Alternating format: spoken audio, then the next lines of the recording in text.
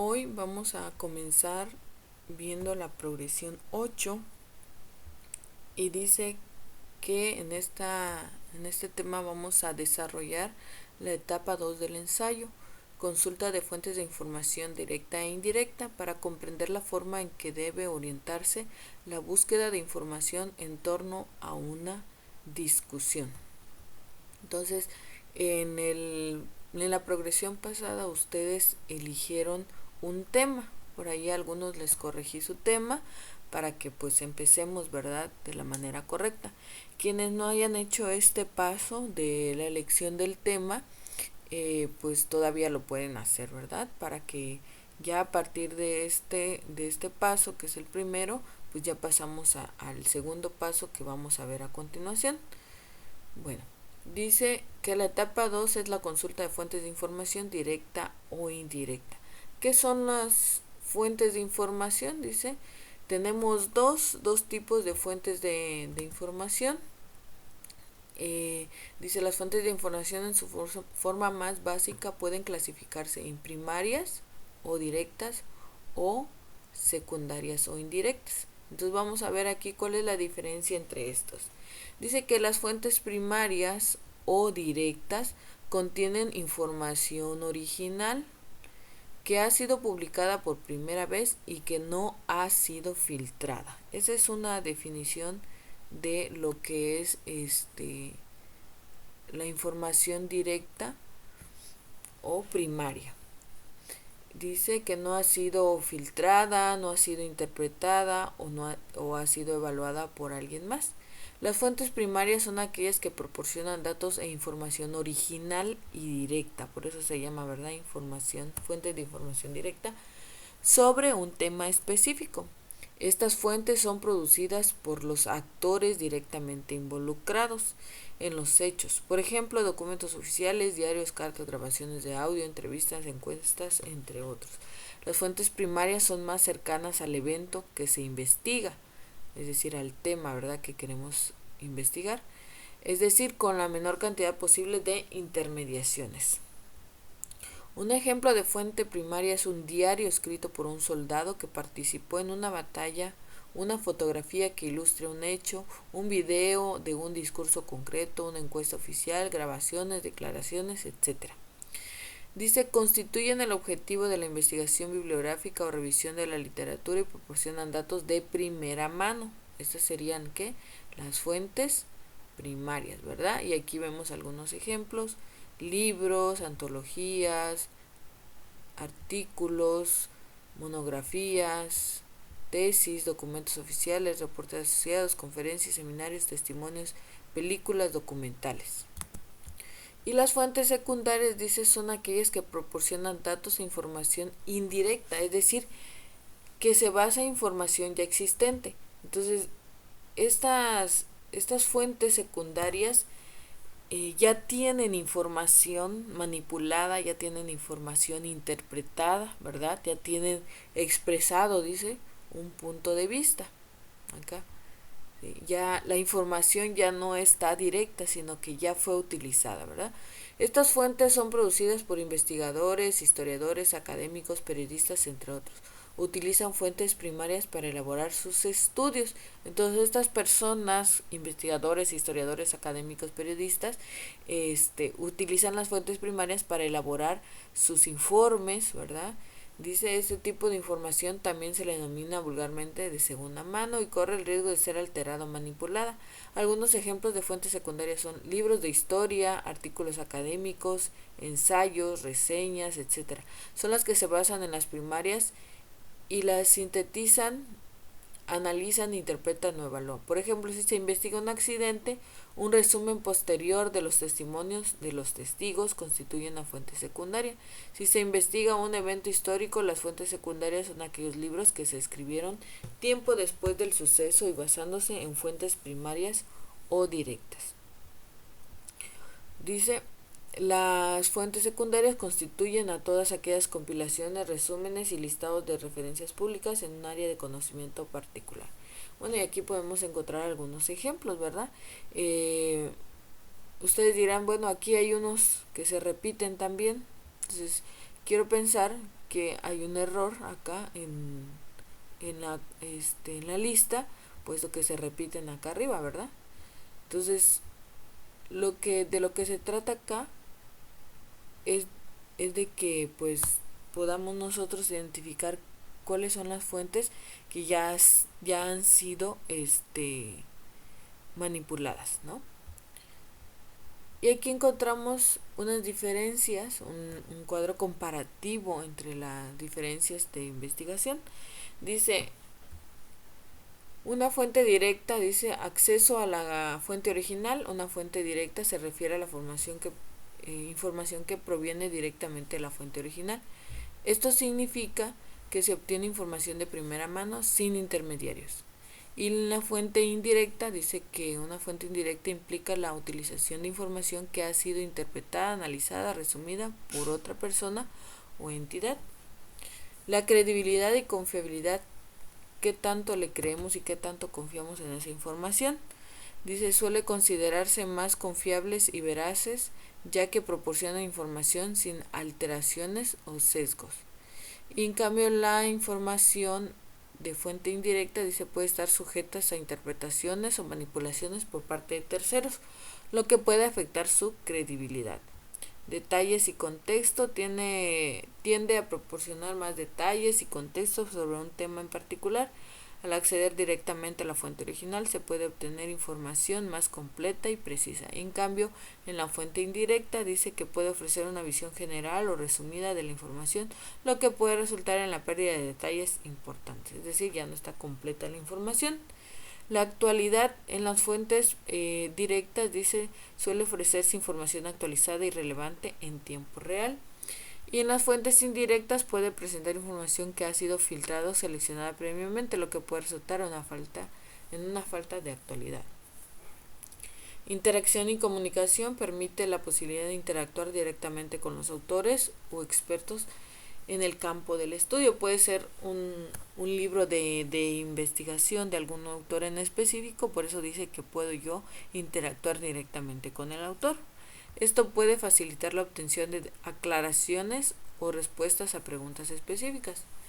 En cambio, las fuentes indirectas, dice, puede no brindar esta oportunidad de interacción directa con las personas que obviamente investigaron el tema o que escribieron acerca del tema. Bueno, dice, en resumen, las fuentes primarias son las que incluyen documentos originales, testimonios, testigos y datos estadísticos recopilados de primera mano, nos brindan una visión directa y sin filtros de los acontecimientos o temas que estamos investigando. Dice, son consideradas pues fuentes más confiables, ¿verdad? Las fuentes primarias o directas. Ahora dice, ¿qué tengo que yo hacer para considerar que esa fuente es confiable, que la información que se me está presentando es confiable, ¿verdad? Dice que indica claramente cuáles son sus propias fuentes. Viene, por ejemplo, el nombre del autor, menciona libros, menciona si es artículo, menciona si es un manual. Entonces, la información de dónde viene, pues es clara, ¿verdad? Dice, están realizadas por un autor, pueden ser varios autores, pero por lo regular es un autor, puede ser una institución o un sitio web especializado en el tema. Aplica razonamientos o interpretaciones comprensibles y desarrolla tema de forma objetiva. También tiene una fecha reciente, por lo mismo de que es información actualizada, ¿verdad? Evitan el plagio y la repetición, es decir, no roban información, sino que es información original y pues obviamente no repiten ni copian lo que alguien más ya dijo. Menciona distintas perspectivas, diferentes puntos de vista, ¿verdad?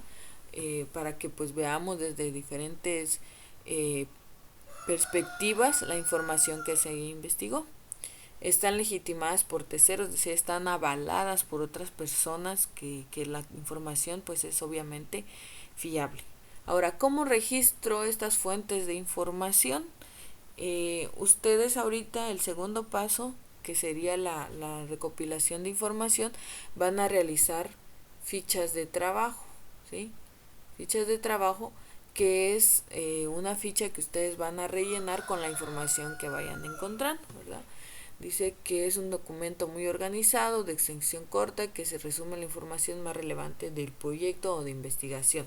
En este caso, pues van a hacer ustedes una investigación, ¿verdad? Dice, suelen elaborarse en pequeñas cartulinas rectangulares, por lo regular pues ya las venden hechas.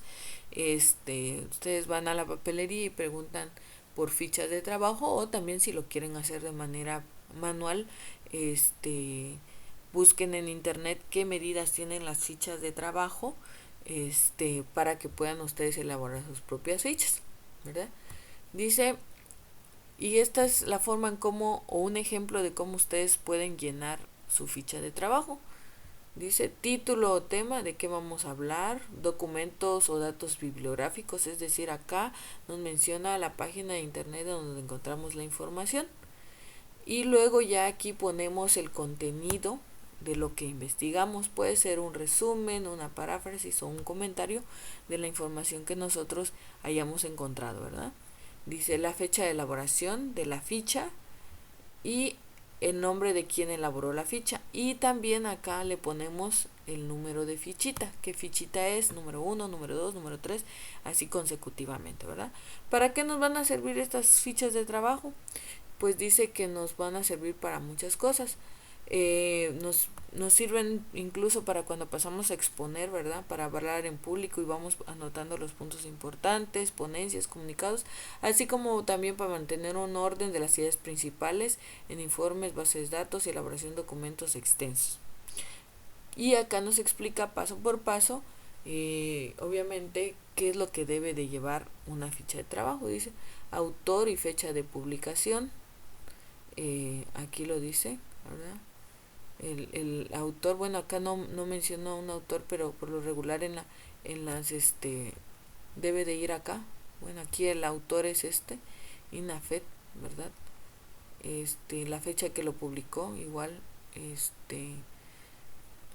por aquí podemos encontrar quizá la fecha, 2004. Bueno, dice, ¿qué más?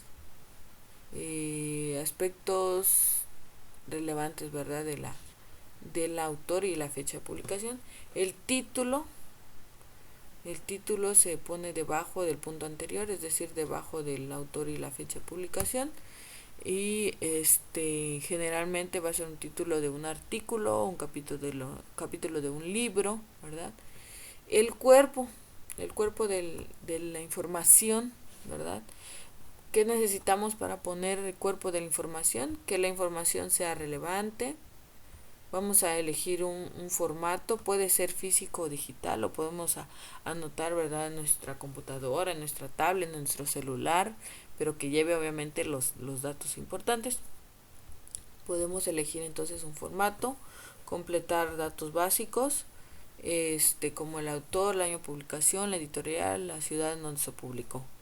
Agregar el rango de páginas, si es un libro, por ejemplo, de qué página a qué página está. Redactar un resumen conciso, es decir, que realmente sintetice la información que estamos encontrando. Definir palabras claves, seleccionar aquellas palabras que para nosotros sean importantes, claves, conceptos, ¿verdad? Que nos van a ayudar a familiarizarme con la información. Numeración y organización, dice, ya les había mencionado que cada fichita, ¿verdad? Debe de llevar un número. ¿Qué número de ficha es? De acuerdo a cómo vamos ordenando nuestra información. Y aquí tenemos otro ejemplo de ficha de trabajo del libro del Gran Gatsby. Tenemos acá su título, el autor, la fecha de publicación, la editorial, la ciudad en donde se publicó, las páginas.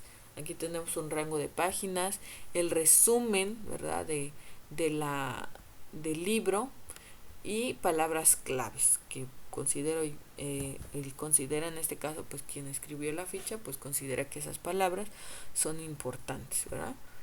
Luego, nos vamos acá, hay dos actividades que ustedes tienen que realizar. Esta actividad es sencilla, tienen que clasificar cuáles de acá,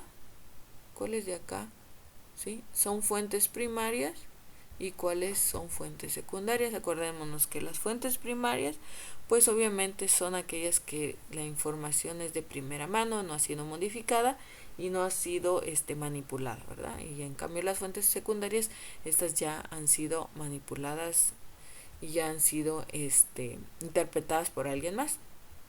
Y la actividad 2 dice, posteriormente a la consulta bibliográfica sobre tu tema, elabora tus fichas de trabajo para organizar la información recabada en fuentes confiables de información, atendiendo las indicaciones de tu profesor. Bueno, entonces ustedes van a realizar mínimo 10 fichas, ¿sí?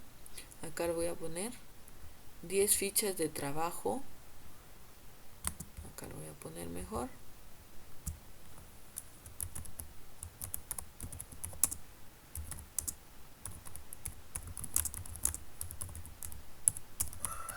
Obviamente, con el tema que ustedes eligieron, ¿verdad? Ese tema que ustedes van a comenzar a trabajar. Tienen que, si tienen dudas con respecto todavía a su tema, me pueden mandar un mensaje para ver si está bien el tema que van a trabajar, ¿sí? Porque algunos no me enviaron su tema, no hicieron su actividad de delimitación, entonces para los que ya pues ya les hice la observación de cómo puede quedar su tema de investigación, ¿vale? Entonces, chicos, cualquier duda, no duden en escribirme, yo con gusto los atiendo.